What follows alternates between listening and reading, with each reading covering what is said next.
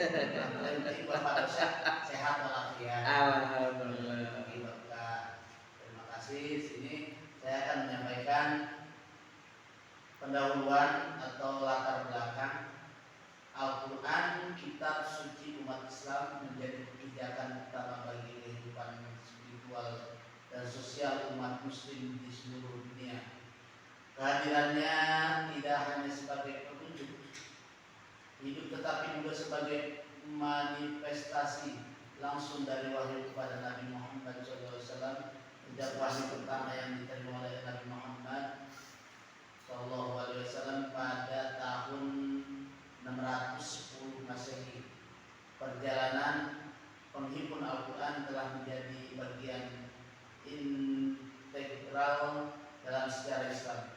Sebagai tonggak awal, Nabi Muhammad SAW sebagai pendatar utama antara Allah SWT dan umatnya.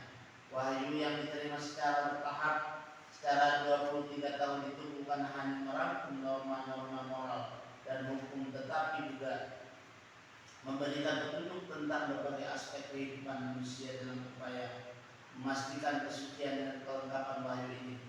Sejumlah sahabat Nabi terpilih ikut serta dalam penulisan dalam pengumpulan wahyu tersebut.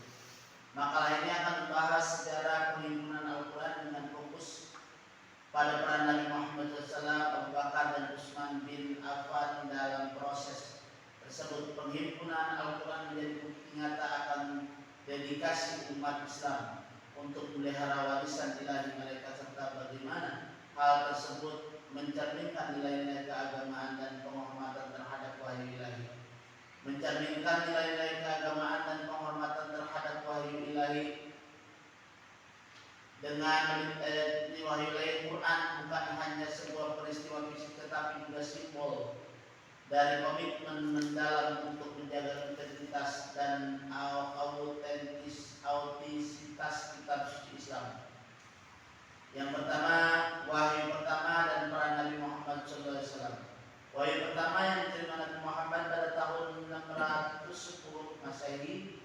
Ketika Nabi berusia 80 tahun, beliau menerima wahyu pertama dari Allah SWT melalui malaikat Jibril, menjadi titik awal dari penghimpunan Al-Quran. Makalah ini akan menjelaskan proses turunnya wahyu secara bertahap dan peran Nabi Muhammad sebagai perantara utama antara Allah SWT dan umat manusia. Yang kedua, pengumpulan Al-Quran pada masa Abu Bakar. Setelah wafatnya Nabi Muhammad, kepemimpinan Abu Bakar membawa tantangan baru dalam upaya memastikan keaslian dan kelengkapan Al-Quran. Abu Bakar memerintahkan pengumpulan seluruh wahyu yang tercatat dalam sebagai medium. Zaid bin Sabit yang juga bertugas sebagai penulis wahyu pada masa Nabi dipercayakan untuk menyusun Al-Quran dalam bentuk kitab.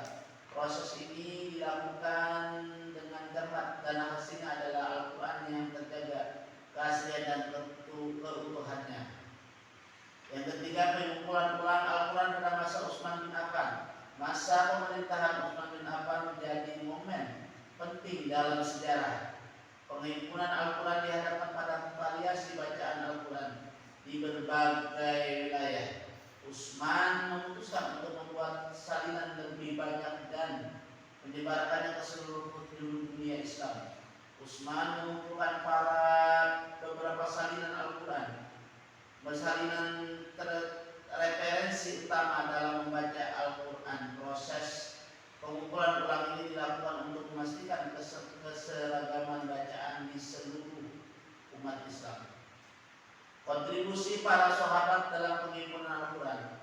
Para sahabat Nabi Muhammad SAW memiliki peran sentral dalam pengimpunan Al-Quran. Makalah ini akan membahas kontribusi beberapa sahabat yang terlibat dalam penulisan dan penyusunan wahyu, menyoroti peran kunci mereka dalam melestarikan kesucian Al-Quran.